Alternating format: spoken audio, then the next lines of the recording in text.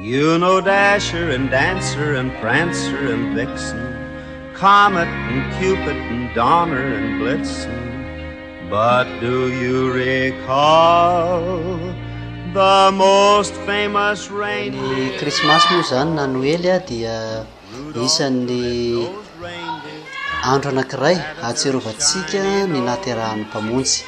Zany hoe izy io zany de fety a ahatserovana ny fitiavan'Andriamanitra ny olombelona.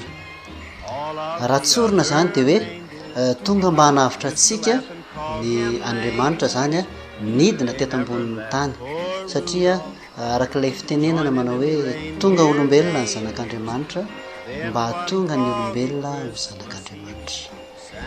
Marina zany fa nanao fahotana betsaka ny olombelona, namono nanimba ireo mpaminany rehetra tany aloha, kanefa Andriamanitra nefa tiantsika mandrakariva de nomeny ny zanany lahatokana mba tsy ho very zay rehetra meno azy.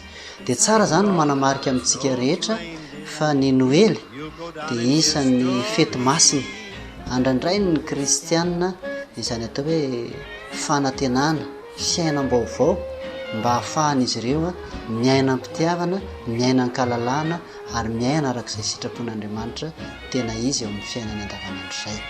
Ankoatr'izay zany a de aoka tsy ho adinoantsika zany fa tsy tokony hivelany fotsiny zany ilay krismasy, fa tena latsaka anaty eo mihitsy mba ho teraka ao am-pontsika mihitsy ny zanak'Andriamanitra, ka ao anatin'izay no hitondra fiovana tanteraka amin'ny toetrantsika, amin'ny fombantsika, amin'ny fanaontsika, mba ho tena ao anatintsika mihitsy ilay Andriamanitra sy ilay zanak'Andriamanitra, de tena fiainam-baovao tanteraka no entsika miaraka amin'ny krismasy.